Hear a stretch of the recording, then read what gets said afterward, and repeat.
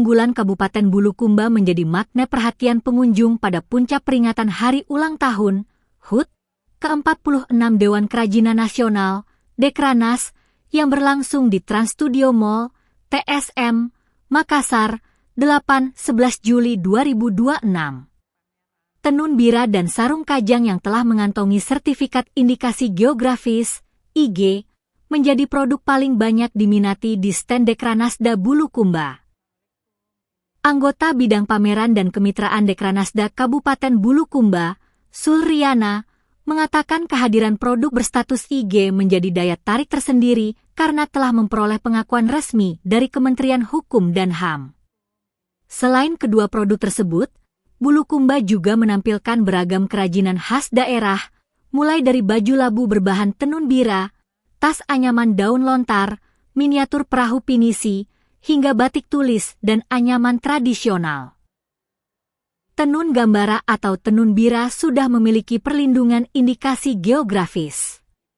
Begitu juga sarung kajang yang sudah mendapat pengakuan IG dari Kementerian Hukum dan HAM, ujar Sulriana, Jumat 10 Juli.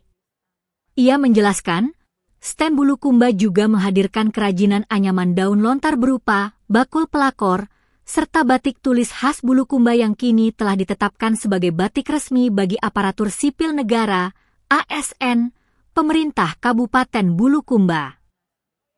Menurut Sulriana, seluruh produk yang dipamerkan merupakan hasil pembinaan Dekranasda Bulukumba terhadap pelaku industri kecil dan menengah, IKM.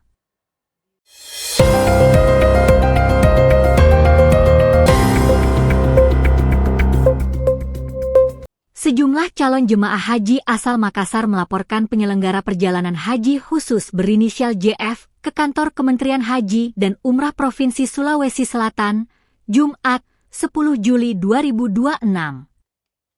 Laporan itu dilayangkan setelah para calon jemaah haji mengaku gagal diberangkatkan ke Tanah Suci meski telah melunasi biaya perjalanan haji. Salah satu korban, Widya Sulfia Anggarani, mengaku mendaftar melalui agen travel tersebut pada November 2025. Ia dijanjikan berangkat melalui program haji resmi pada 12 Mei 2026. Untuk keberangkatan itu, Widya mengaku telah menyetor biaya sebesar 270 juta rupiah secara bertahap sebanyak 5 kali kepada pihak travel. Menurut Widya, seluruh persiapan keberangkatan telah dilakukan. Ia bahkan sudah mengikuti manasik haji 2 hari sebelum jadwal keberangkatan.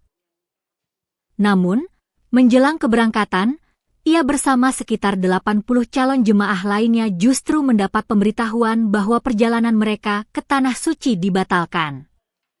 Para calon jemaah haji juga mengaku baru mengetahui bahwa dokumen yang disiapkan bukan visa haji, melainkan visa kerja. Kondisi itu membuat mereka tidak dapat melanjutkan perjalanan ke Arab Saudi.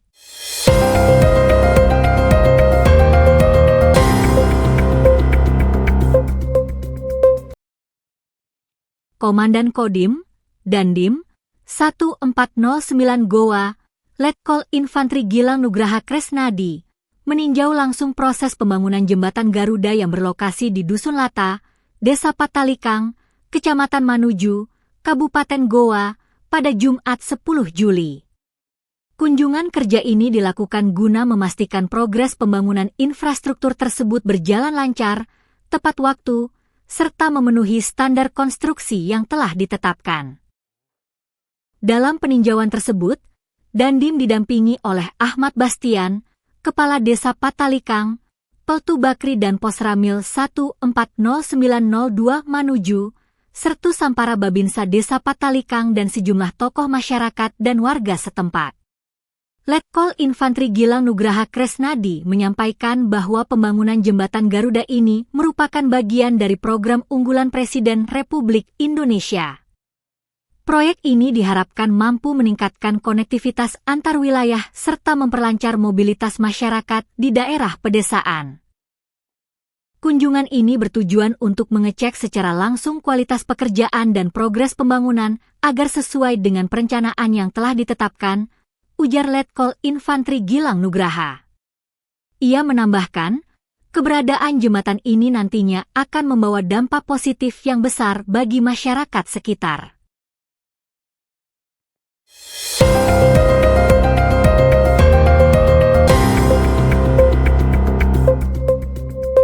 Tiga orang terduga pelaku yang tergabung dalam komplotan pencuri hewan ternak, Curnak, di Kabupaten Takalar, Sulawesi Selatan, akhirnya berhasil diringkus polisi.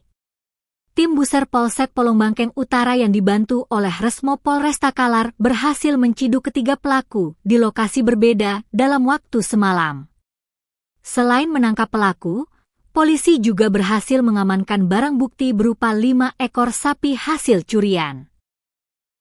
Ketiga pelaku yang diamankan masing-masing bernama Daeng Lengu, Daeng Nawang, dan Anto. Ketiganya merupakan warga Kecamatan Polongbangkeng Utara, Kabupaten Takalar. Kapolsek Polongbangkeng Utara, Ibtu Faisal Akbar, membenarkan adanya penangkapan komplotan pencuri tersebut di wilayah hukumnya. Benar, ada 3 orang yang kami tangkap. Mereka melakukan aksi pencurian hewan ternak 2 pekan lalu yang sempat viral di media sosial, di mana kandang milik korban dirusak dan hewan ternaknya raib dibawa kabur, ujarnya, Jumat 10 Juli. Ibtu Faisal Akbar menambahkan bahwa komplotan ini merupakan spesialis pencuri hewan ternak yang beranggotakan 4 orang dan kerap beraksi pada tengah malam. Aksi mereka selama ini sangat meresahkan masyarakat di sekitar wilayah Takalar.